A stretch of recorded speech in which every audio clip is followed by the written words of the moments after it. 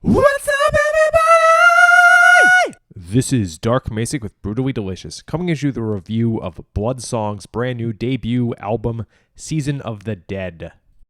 Okay, so we've got some horror punk here, and that's a genre where I know only like 2 or 3 bands. That is basically Danzig's discography and then Blitzkid. Still though, for a genre I know so little about, I do think it punches way above its weight in terms of how fucking cool it is. The original Misfits were so catchy, and the thing is, it wasn't relying on tropes. They were writing really great songs, and then the lyrics were just kind of fucked up. So this band did something really interesting.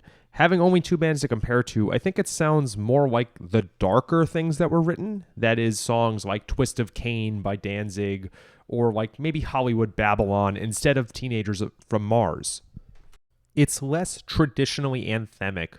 You know, one of my friends used to tell me that he thought the Ramones just sounded like a dumber Beach Boys, and there's kind of a link from that style, like Whispering Bop, to the songwriting, but not the lyrics of the original Misfits. This is like the Misfits minus that. AKA, still within that realm, but darker and heavier songwriting. I don't think anything in here was in a major key. So anyways, as I'll get to in a second, it's kind of like 2 EPs, which is you have 4 songs and then an additional 4 tracks that are those songs in a very different, haunting kind of mix. They called it the Dark Clouds version. But let's talk about those 4 tracks. Cold World. Immediately, we've got some very old school production. These vocals are not auto-tuned at all. I'm not even sure the band is on a click here. It just sounds so raw. I don't mean this in a bad way. It sounds like something that the best high school band you've ever heard would have written.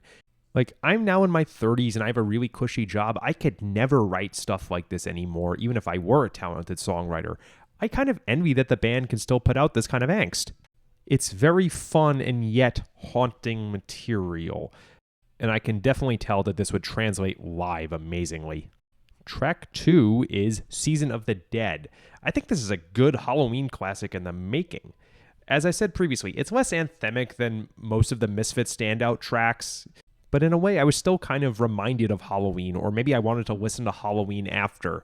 I could totally see putting this on a Halloween playlist in between the Misfits Halloween and like Feed My Frankenstein or something.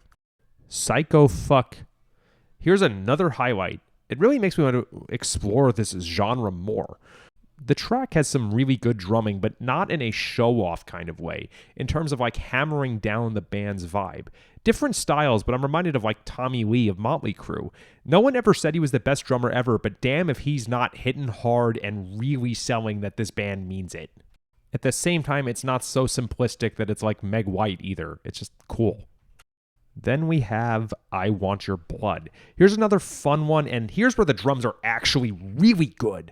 That chorus or whatever section it is has the drummer going a little bit wild, but still in like a controlled chaos kind of way. You're still not at like Mike Portnoy levels of like, hey, look how good I am, let me suck my own dick.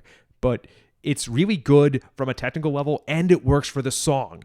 It's so hard to hit that, especially when the drums start standing out beyond beats or a quick fill. It's awesome. So those are your main 4 tracks, and then we have the Dark Clouds mixes. On Cold World, for instance, we get a more haunting synthesizer, and on most of the tracks, we don't really get much guitar at all.